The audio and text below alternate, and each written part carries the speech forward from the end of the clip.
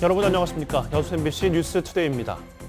전남 도내 전체 일선 학교들이 전면 등교에 들어갑니다. 김명록 전남지사는 어제 브리핑을 통해 전남은 다른 지역에 비해 코로나19 확산 상황이 안정세에 접어든 것으로 판단돼 오는 7일부터 도내 전체 학교에 대한 전면 등교를 시행하기로 교육청과 뜻을 모았다고 밝혔습니다.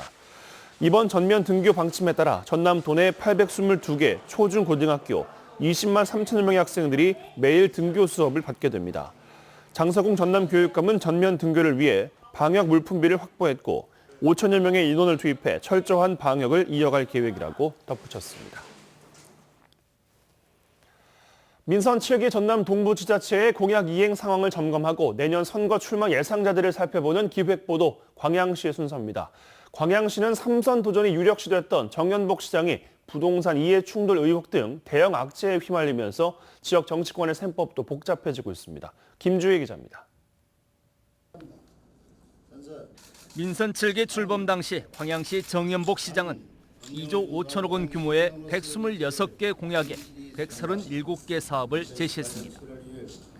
3년여가 지난 현재 광양시의 공약 사업 이행률은 85%를 기록하고 있습니다.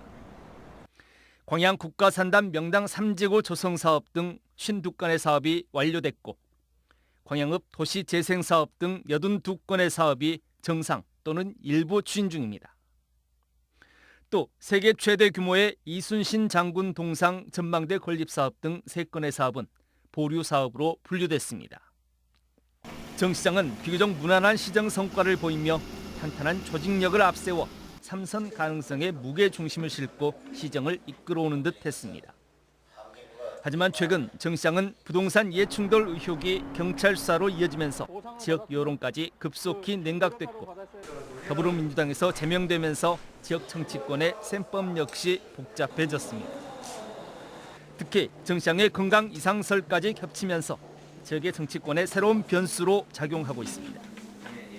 이에 따라 민주당 내 출마 예상자들의 움직임도 예상보다 빨라지고 있습니다.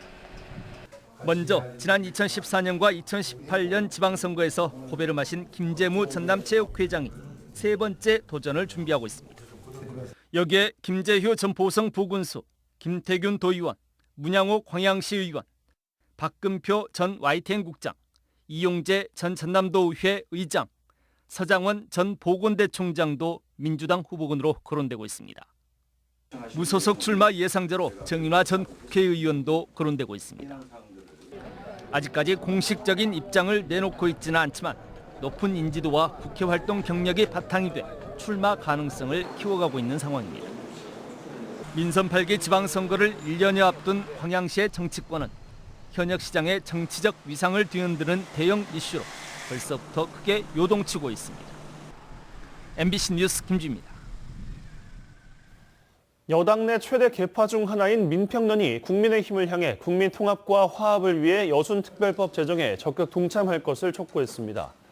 더불어민주당 내 제2운동권 출신 의원 모임인 경제민주화와 평화통일을 위한 국민연대 가칭 민평련은 어제 국회 소통관에서 기자회견을 갖고 현재 여순사건 특별법이 국회 행안위 법안 심사 소위까지 통과했지만 국민의힘의 발목 잡기로 전체 회의 안건으로 상정되지 못하고 있다며 이같이 밝혔습니다.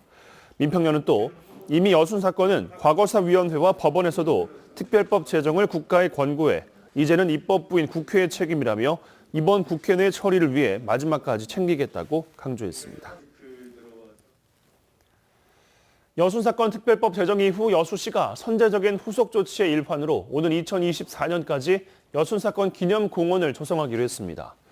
여수시는 여순사건 기념공원 조성을 위해 후보지 검토와 입지 분석 등 사업의 기본 방향에 대한 연구 용역을 지난 3월 한국자치경제연구원에 맡겼으며 어제 시청 회의실에서 연구 용역 제1차 중간 보고회를 가졌습니다. 여수시는 기념공원 입지 후보지 평가 보고를 받고 향후 과업 수행 계획 등을 공유했고 오는 8월 말까지 연구 용역 결과를 납품받아 기념공원 조성을 추진할 계획입니다. 순천 지역의 여순사건 유적지 표지판 제막식이 어제 순천 남초등학교에서 진행됐습니다. 순천시와 시의회, 유족회 관계자 등 참석자들은 이번 표지판 제막식을 계기로 여순 사건에 대한 관심이 커지고 특별법이 조속히 제정돼 진상규명과 희생자들의 명예회복이 이루어지기를 기원했습니다. 주민들의 증언과 사료 등을 바탕으로 제작된 표지판은 순천 도심 지역 10곳, 외곽 지역 15곳 등 모두 25곳에 설치됐으며 여순 사건 당시 벌어졌던 내용이 한글과 영문으로 각각 기록돼 있습니다. 수서발 고속열차 SRT를 전라선에 투입하는 방안이 추진되고 있습니다. 하지만 SRT의 KTX 통합 주장이 제기되면서 전라선 SRT 투입까지 적잖은 난관이 예상됩니다. 강서영 기자입니다. 호남선과 경부선에만 운영됐던 고속철도 SRT의 전라선 운영이 가시화되고 있습니다. 추석 전까지 SRT 한 대가 전라선에 투입될 가능성이 거의 확실시되고 있기 때문입니다. 전라선에 추가 투입될 SRT 차량 구매를 위한 예비 타당성 조사도 통과했습니다. 그럼에도 전라선 SRT 운영은 철도 통합 논리에 가로막혀 반발을 사고 있습니다.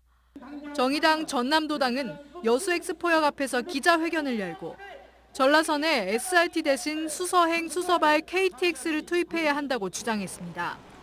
SRT 전라선 투입은 철도 통합이 아닌 민영화를 고착화해 공공성을 해친다는 겁니다. 문재인 정부의 공약 사업이 철도 공공성 강화잖아요. 호레이라고 SR이라고 하는 두 개의 기관을 운영할 이유가 없다는 것이고요. 경제정의실천시민연합도 최근 성명을 내고 철도는 지역민원보다 통합이라는 국가적 계획에 따라 추진해야 한다고 주장하고 있습니다. 잇따른 반대 주장의 김회재 의원은 불편한 철도 교통을 감내해야 하는 지역민들의 입장이 우선 고려돼야 한다고 밝혔습니다.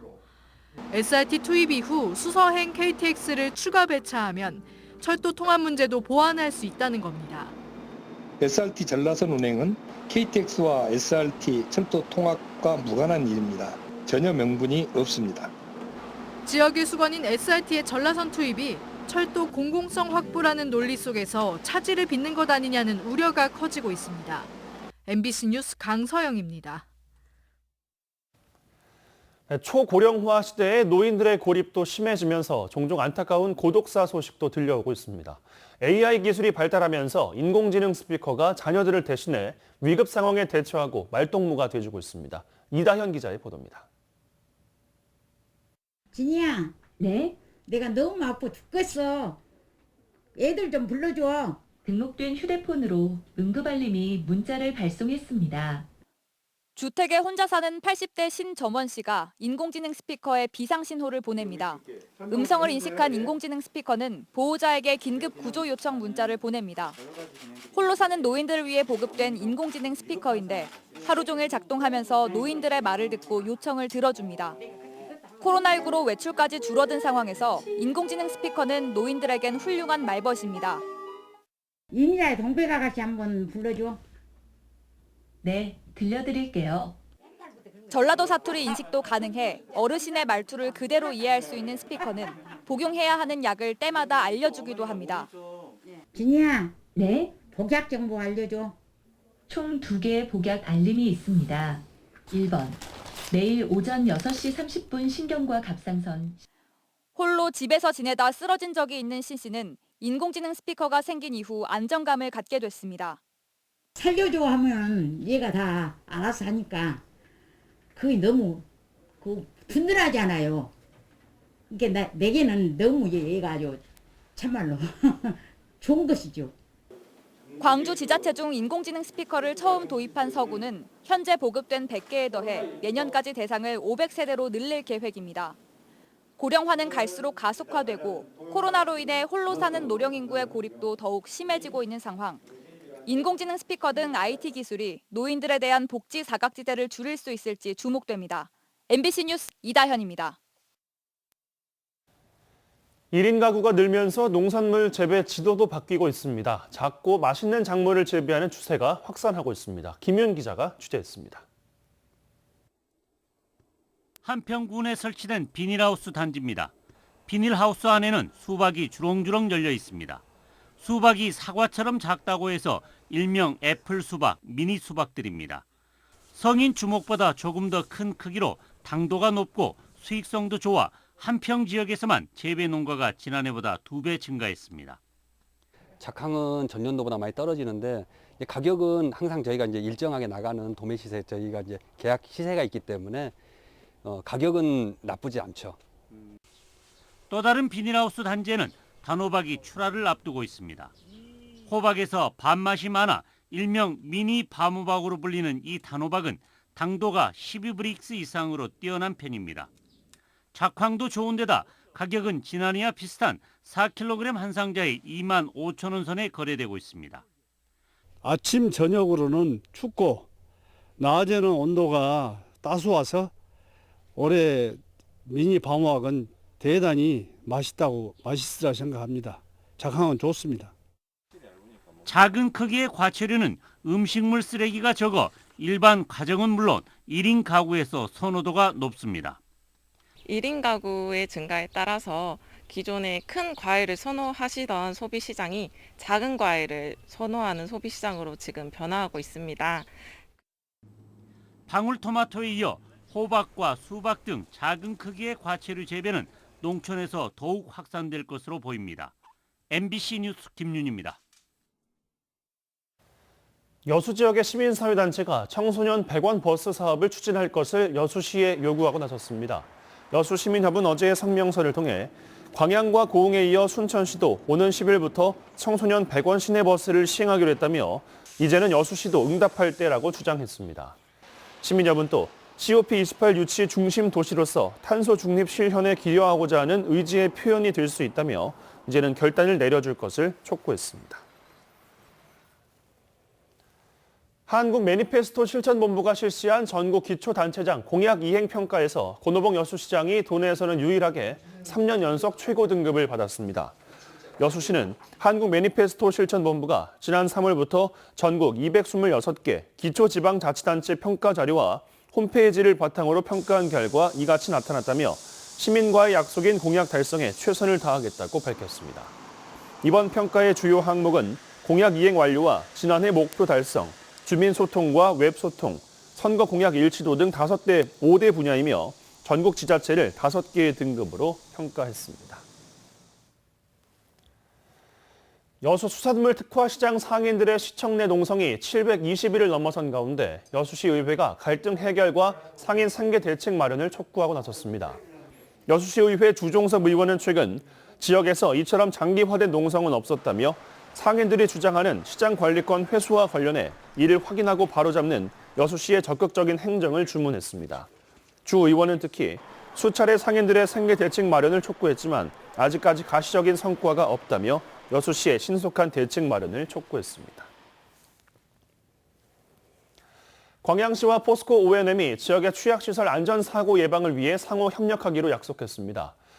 두 기관은 어제 업무 협약을 체결하고 지역의 공공 민간 시설물 공동 점검, 시설물 긴급 보수 지원과 봉사활동 등 지역사회 안전과 공공복리 증진을 위해 상호 협력하기로 했습니다.